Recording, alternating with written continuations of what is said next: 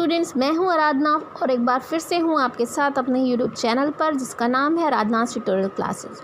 तो आज जो मैं वीडियो लेके आई हूं उसका टॉपिक है फ्लूइड एनर्जी मिल। जी हाँ, फ्लूइड एनर्जी मिल जो कि एक टाइप है अल्ट्रा फाइन ग्राइंडर्स का। तो इस वीडियो में मैं आपको सबसे पहले बताऊँगी कि अल्ट्रा फाइन ग्राइंडर्स होते क्या हैं और उसका ही एक टाइप फ्लूइड एनर्जी मिल कैसे वर्क करती है, वर्किंग प्रिंसिपल क्या है, उसके बारे में आपको बताऊँगी। तो लेट्स स्टार्ट। तो सबसे पहले हमें पता करना है कि अल्ट्रा फाइन ग्राइंडर्स होते क्या हैं। तो अलग अलग कमर्शियल इंडस्ट्रीज़ में अलग अलग तरह के रॉ मटेरियल्स प्रोसेस होते हैं, अलग अलग तरह के हमें प्रोडक्ट्स मिलते हैं। तो अगर हम ग्राइंडर्स की बात करें तो उसमें हम पार्टिकल्स मिलने वाले हैं। तो पार्टिकल्स यानी कि जहाँ तक है हम पाउडर्स की बात कर रहे हैं, तो many commercial powders must contain particles averaging 1 to 20 micrometres in size. बहुत सारे कमर्शियल पाउडर्स हैं जिनमें जो पार्टिकल्स हैं उनका size on an average 1 to 20 micrometres होना चाहिए। And with substantially all particles should pass through a standard 325 match screen. सारे के सारे पार्टिकल्स एक स्टैंडर्ड 325 मैच स्क्रीन से पास होने चाहिए और हर ओपनिंग 44 माइक्रोमीटर्स वाइड होनी चाहिए। तो जो ऐसी मिल्स हैं जो कि सॉलिड्स को इस साइज़ रेंज में साइज़ को रिड्यूस कर सकती हैं, वो अल्ट्रा फाइन ग्राइंडर्स कहलाती हैं। तो सबसे पहले बात करते हैं वर्किंग प्रिंसिपल की। तो इसका वर्किंग प्रिंसिपल जो है वो है एट्रीशन। एट्रीशन की अगर हम जनरल हिंदी में बात करें तो एट्रीशन का मतलब होता है रगड़ना, एक दूसरे से रगड़ खाना। तो जब पार्टिकल्स एक दूसरे से रगड़ते हैं तो उनका साइज़ रिड्यूस होता है। ये बेसिक इसका प्रिंसिपल है। तो फ्लूइड एनर्जी मिल एक ऐसी साइज रिडक्शन यूनिट है जिसमें size reduction is a result from attrition. Attrition होता है जो कि किसके बीच में होता है, बिटवीन रैपिडली मूविंग पार्टिकल्स। जो मटेरियल का हमें साइज़ रिड्यूस करना है उसके जो पार्टिकल्स हैं जो कि मूव कर रहे हैं उनके बीच में एट्रीशन होता है, जिससे ग्राइंडिंग या फिर साइज रिडक्शन होता है। जब सबसे इम्पॉर्टेंट बात है कि फ्लूइड एनर्जी मिल में कोई भी मूविंग पार्ट्स नहीं होते और कोई ग्राइंडिंग मीडिया नहीं होता। ग्राइंडिंग मीडिया जैसे कि बॉल मिल में था, बॉल्स थी, बॉल्स गिर रही थी, इम्पैक्ट कर रही थी पार्टिकल्स पे और साइज रिड्यूस हो रहा था। तो यहाँ पे कोई ग्राइंडिंग मीडिया नहीं है, कोई भी बीच में कुछ भी नहीं है, सीधे सीधे पार्टिकल्स खुद ही जो है अपना साइज रिड्यूस करते हैं एट्रीशन करके। अब बात करते हैं फ्लूइड एनर्जी मिल, जिसका कि यहाँ पर आपको सीधे सीधे फिगर दे रखा है।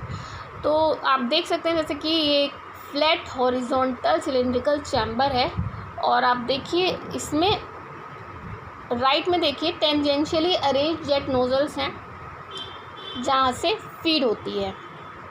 तो राइट साइड से आप देख सकते हैं टेंजेंशियल अरेंजमेंट है, वहाँ से फीड अंदर आती है। अब यहाँ पे साइज रिडक्शन कैसे हो रहा है, एट्रीशन से। एट्रीशन किसके बीच हो रहा है, जो पार्टिकल्स हैं जिनका हमें साइज़ रिड्यूस करना है वो मूव हो रहे हैं और मूवमेंट की वजह से उनके बीच में एट्रीशन हो रहा है और साइज़ रिड्यूस हो रहा है। तो अब मूवमेंट करने के लिए उन्हें एनर्जी कहाँ से मिल रही है, कहीं से एनर्जी भी आएगी उनके मूवमेंट होने के लिए। तो वो जो एनर्जी है जो कि ग्राइंडिंग के लिए मिल रही है या मूवमेंट के लिए मिल रही है, that is supplied by a compressed air और nitrogen gas.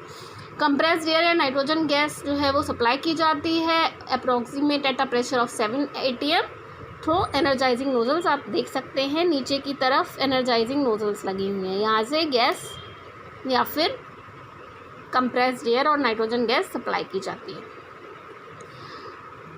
Feed enters near the bottom of the loop through a venturi injector. तो आप देख सकते हैं राइट साइड में फीड के नीचे एक इंजेक्टर है। तो फीड जो है वो उस इंजेक्टर के थ्रू होती हुई लूप के बॉटम तक पहुंच जाती है। अब तक कंप्रेस्ड एयर जो कि नोजल से कंप्रेस्ड एयर या फिर गैस जो अंदर आ रही है, that forms a very high velocity tangential circle with in the grinding chamber. जो कंप्रेस्ड एयर या फिर गैस जो नोजल्स के थ्रू नीचे से आ रही है वो बहुत हाईली यानी बहुत हाई वेलोसिटी पे मूवमेंट करती है। तो एक हाई वेलोसिटी टेंजेंशियल सर्कल बनाती है अपने मूवमेंट से with in the grinding chamber के अंदर। और जो मटेरियल जो फीड हो रहा है राइट साइड से थ्रू द वेंचुरी इंजेक्टर वो भी उस सर्कल में घूमने लगता है विद द कंप्रेस्ड एयर और गैस। अब जो कंप्रेस्ड एयर है या गैस है, क्योंकि वो हाई वेलोसिटी पे है तो उसकी वेलोसिटी जैसे जैसे बढ़ती है वैसे ही मटेरियल जो उस सर्कल में है वो भी रैपिडली एक्सीलरेट होता है, यानी कि उसकी वेलोसिटी बढ़ती है। अब क्योंकि वेलोसिटी बढ़ती है मटेरियल की, तो जो पार्टिकल्स हैं वो एक दूसरे को इम्पेक्ट करते हैं, एट्रीशन होता है और जो पार्टिकल्स हैं उनका साइज़ रिड्यूस होता है to the low micron range, यानी कि उनका साइज़ रिड्यूस हो जाता है। अब यहाँ पे आता है क्लासिफिकेशन ऑफ द पार्टिकल्स, यानी कि कौन से पार्टिकल हैं जो रिक्वायर्ड साइज़ से लार्जर हैं और कौन से पार्टिकल्स ऐसे हैं जो रिक्वायर्ड साइज़ से कम साइज़ के हैं, यानी कि जिनका भी साइज़ और रिड्यूस होना है। तो आप देख सकते हैं अंदर जो लूप है उसमें होता है classification of the particles.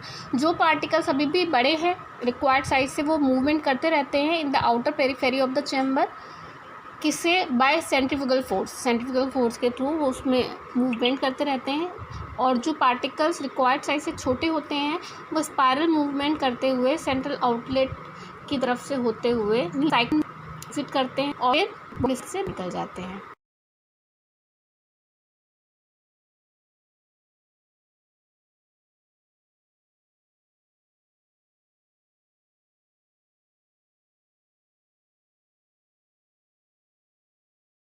Food energy milk किस साइज़ के पार्टिकल्स को हैंडल कर सकती है? तो the food energy milk can handle powders having an initial size ranging from 150 microns and can grind up to 1 micron, यानी कि 150 माइक्रोन्स के पार्टिकल को हैंडल कर सकती है और उनका साइज़ लगभग 1 माइक्रोन रिड्यूस कर सकती है।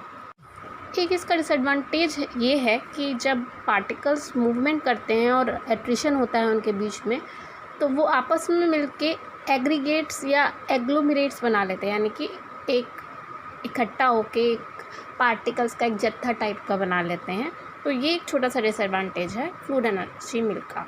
और बाकी ये भी है कि हाई एनर्जी कंजम्पशन होता है और कई बार बहुत ही ज़्यादा फाइन पार्टिकल्स को फॉर्म कर देता है। तो ये एक फ्लूइड एनर्जी मिल है, लाइव एग्जाम्पल है, रियल फोटोग्राफ है जो कि मैंने इंडिया मार्ट से लिया है। तो उसमें बिल्कुल वही है, आप देख सकते हैं लेफ़्ट में टेंजेंशियल इनलेट से गैस की एंट्री हो रही है, यहाँ पे हॉपर है, यहाँ से फीड की एंट्री हो रही है। अंदर जो लूप बना हुआ है उसमें 2 लूप होंगे, एक इंटरनल लूप एक आउटर लूप। इंटरनल लूप में जो गैस है वो मूवमेंट करेगी और साथ में जो मटेरियल है वो भी मूव करेगा।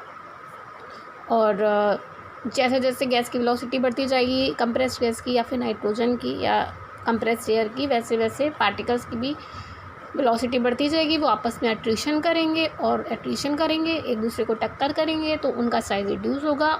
जिन पार्टिकल का साइज़ लार्जर है अभी भी रिक्वायर्ड साइज़ से, वो मूवमेंट करते रहेंगे और जिनका साइज़ रिक्वायर्ड साइज़ से कम हो जाता है वो नीचे से डिस्चार्ज से बाहर निकल जाते हैं। तो यही है आपका फ्लूइड एनर्जी मिल। तो ये थी मेरी वीडियो फ्लूइड एनर्जी मिल पे। अगली वीडियो फिर बहुत जल्द आने की कोशिश करूँगी। ये वीडियो कैसी लगी ये कमेंट करके ज़रूर बताइएगा। और अगर मेरी वीडियो अच्छी लगी तो लाइक कीजिए, शेयर कीजिए, चैनल को सब्सक्राइब कीजिए और बेल आइकन को दबाना मत भूलिएगा। Thank you.